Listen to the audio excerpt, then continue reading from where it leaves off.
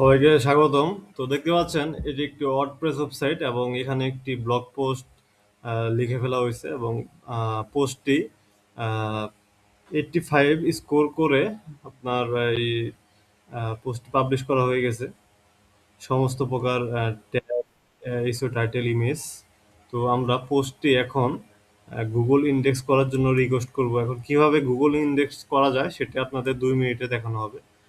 তো যেটি করবেন, প্রথমে এই যে পোস্টটা করা হয়েছে এই পোস্টে ঢুকবেন এবং সবকিছু ঠিক আছে কিনা সবকিছু চেক দিবেন। তারপরে এই পোস্টের লিঙ্কটা কপি করে ফেলবেন এবং চলে যাবেন গুগল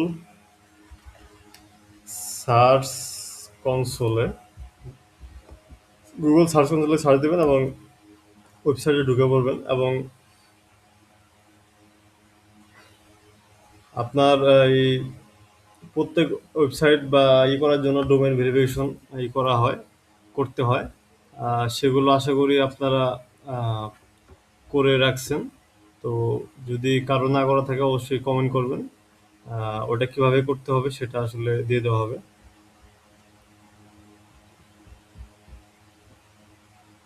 তো আমরা সার্চ কনসোলে আমাদের জিমেইলে করব।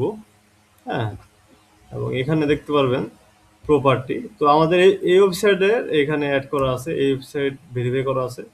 তো এই প্রপার্টি ঢুকবো এবং যে লিঙ্কটা কপি করা হয়েছে ওই লিঙ্কটা পেস্ট করে কিবোর্ডে ইন্টার চাপবো। তাহলে গুগল ইন্ডেক্সের একটা অপশন আসবে এবং এরকম একটা পেজ আসবে। এখানে রিকোয়েস্ট ইন্ডেক্সিং এই বাটনে ক্লিক করতে হবে।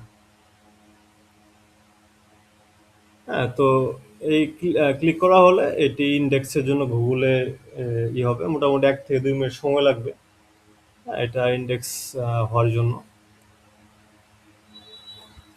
তো এভাবে করলে আসলে খুব তাড়াতাড়ি ইন্ডেক্স হয়ে যায়, বাট ওয়ার্ডপ্রেস থেকে অটোমেটিক দিয়ে রাখলে এটা আসলে একটু দেরি হয়। আচ্ছা, এটা হয়ে গেছে 24 ঘন্টার মধ্যে বা 48 ঘন্টার মধ্যে এটা ইন্ডেক্স হয়ে যাবে। তো আমাদের ওয়েবসাইটটা ইন্ডেক্স হয়েছে কিনা সেটা দেখার জন্য এই দেখতে পাচ্ছেন এখানে সাইট সাইট লেখার পরে এইভাবে ওয়েবসাইটের অ্যাড্রেসটা দিয়ে দিবেন সাইট। হ্যাঁ, তো তারপর ইন্টার দিবেন।